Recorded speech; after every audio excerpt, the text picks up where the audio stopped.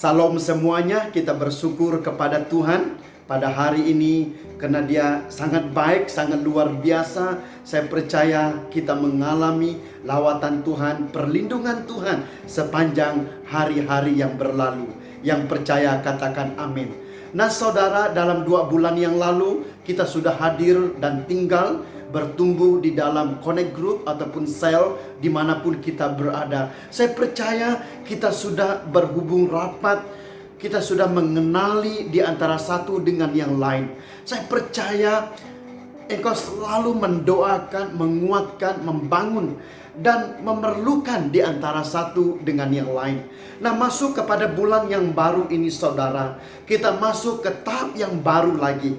Dan tahap ini saya sangat yakin dan percaya Tuhan mendengar doa kita, Tuhan menjawab doa kita, Tuhan melihat kelaparan, kehausan hati kita yang paling dalam untuk mengenal Dia sebagai Tuhan dan Juru Selamat kita.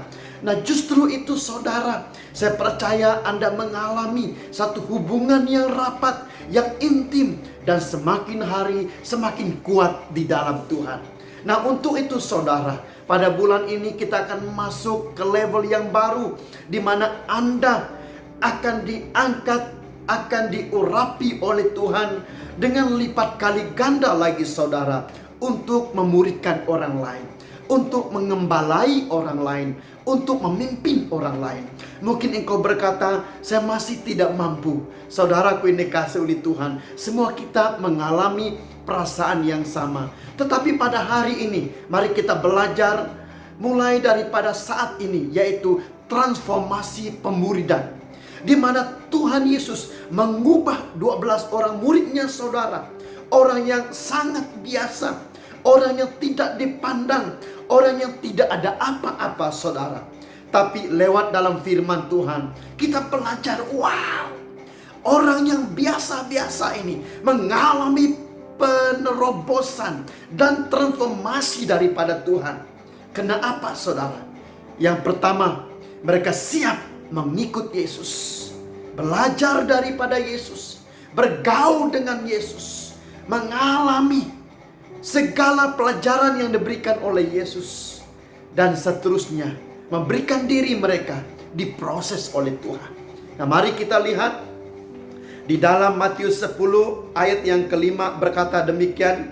Ke-12 murid itu diutus oleh Yesus dan ia berpesan kepada mereka, janganlah kamu menyimpang ke jalan bangsa lain atau masuk ke dalam kota orang Samaria, melainkan pergilah kepada domba-domba yang hilang dari umat Israel. Pergilah dan beritakanlah kerajaan surga sudah dekat. Sembuhkanlah orang sakit, bangkitkanlah orang mati, tahirkanlah orang kusta, usirlah setan-setan. Kamu telah memperolehnya dengan cuma-cuma, karena itu beritakanlah pula dengan cuma-cuma. Nah saudara, kita melihat di dalam firman Matius 10 ini. Tapi sebelum itu pada Matius yang keempat, kita belajar Yesus memanggil murid-muridnya.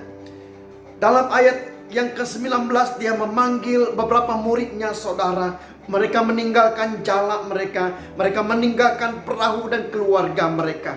Nah ini menceritakan tentang mereka meninggalkan komitmen masa lalu. Mereka meninggalkan masa-masa yang sia-sia selama ini saudara, dan menyerahkan diri mereka kepada Tuhan Yesus. Nah ini satu pengorbanan yang sangat luar biasa. Hal yang pertama yang dilakukan oleh murid-murid Yesus adalah pengorbanan. Besar maksud pengorbanan ini saudara. Meninggalkan jala, meninggalkan perahu, meninggalkan keluarga.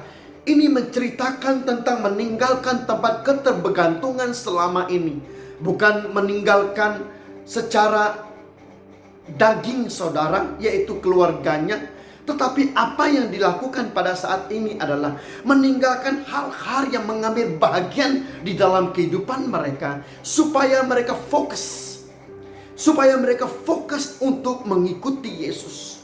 Bukan ayat ini berkata mereka tidak mengasihi keluarga mereka, tidak mengasihi sanak saudara mereka. Tapi apa yang dinyatakan di dalam firman Tuhan ini saudara, mereka memfokuskan 100% hidup mereka belajar menjadi seorang murid. berkorban menjadi seorang murid. Nah, kita lihat seterusnya. Kemudian di dalam Matius 5 hingga 7, Yesus mengajar mereka, yaitu ada training and development. Pengajaran di atas bukit yang kita belajar sebelum ini, saudara. Yesus mengajar mereka secara terperinci menjadi seorang murid. Daripada gaya hidup harian sampai kepada hal-hal berdoa, hal-hal yang besar di depan Tuhan. Kemudian di dalam ayat yang ke-8 kita belajar bagaimana Yesus membawa 12 muridnya hidup secara praktikal setiap hari.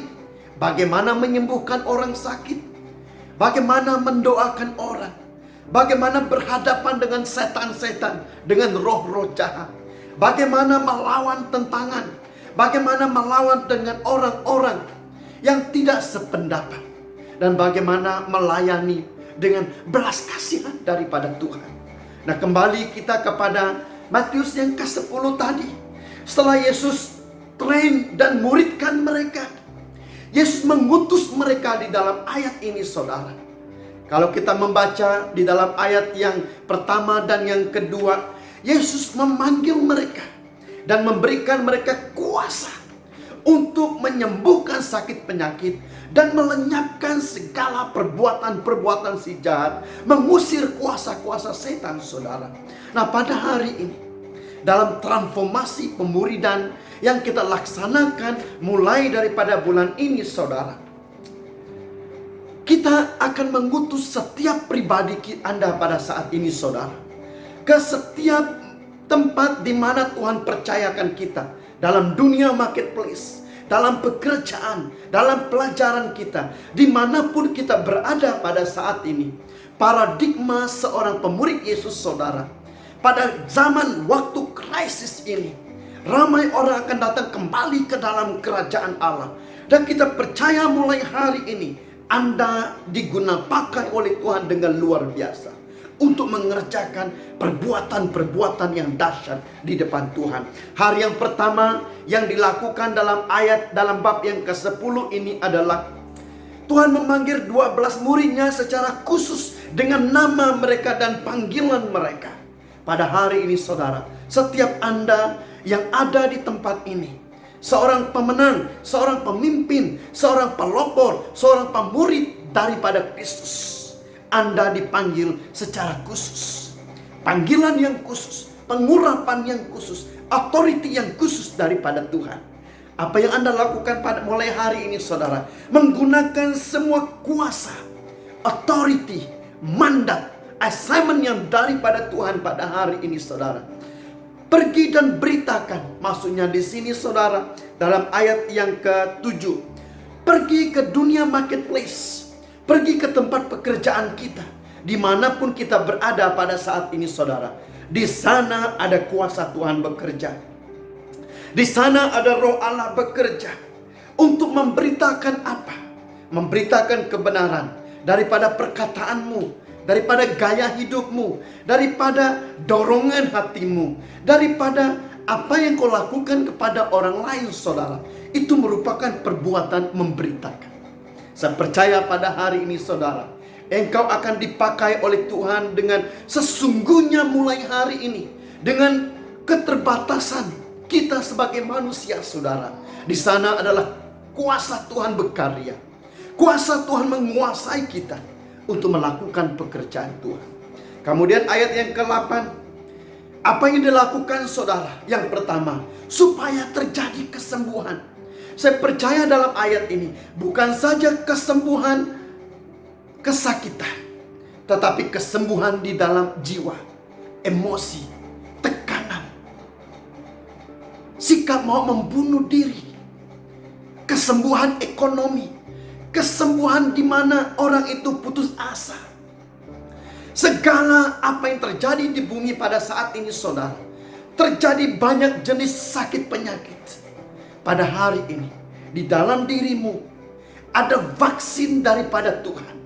Ada DNA Kristus, saudara, untuk menyembuhkan semua jenis penyakit yang ada di bumi ini. Yang percaya katakan amin. Pada hari ini saya lepaskan transformasi pemuridan menyertai engkau pada hari ini. Kau mengeluarkan perkataanmu, kau mengeluarkan imanmu, engkau mengeluarkan passion daripada hatimu pada saat ini saudara, maka engkau akan membangkitkan orang yang mati daripada keputusasaan hidup, mati dalam hubungannya, mati dalam masa depannya, mati di dalam pekerjaannya, dalam keluarganya, dalam hidupnya. Engkau akan pergi dan menghidupkan dia saudara. Pada hari ini saya percaya engkau menjadi jawaban bagi dunia ini. Bukan itu saja saudara, engkau mentahirkan yang sakit kusta, yang tinggal di dalam kutukan, yang tinggal di dalam belenggu saudara. Di dalam perkataanmu, di dalam tanganmu pada saat ini, kau menumpang tangan bagi orang. Pada saat ini saudara, terjadi penebusan, terjadi kesembuhan, karena ada kuasa roh daripada Allah menyertai engkau pada hari ini. Nah saudaraku yang dikasihi oleh Tuhan, apa yang kau alami pada hari ini sesuai dengan ayat yang berikutnya, ayat yang 8. Kita mendapatnya secara cuma-cuma saudara. Mari kita lakukannya dengan cuma-cuma bagi orang lain. Dalam kasih Tuhan, dalam belas kasihan yang daripada Allah. Mulai daripada hari ini saya percaya terjadi terobosan, terjadi sesuatu yang baru. Tuhan transformasikan hidupmu saudara menjadi seorang pemurid. Mulai hari ini engkau mengembalai, engkau memimpin, engkau memuridkan orang-orang yang berada di sekitarmu. Dalam nama Yesus, saya memberkati engkau pada saat ini. Mulai hari ini dan seterusnya, engkau dipanggil menjadi seorang pemurid di dalam dan di atas nama Yesus. Pengurapan seorang pemurid menyertai hidupmu pada saat ini. Semua keterbatasan, semua halangan dan cabaran dipatahkan di dalam nama Yesus. Saya istiharkan pada hari ini karya revival untuk generasi ini menyertai hidupmu pada saat ini. Di dalam dan di atas nama Yesus, setiap kita yang percaya mengatakan amin.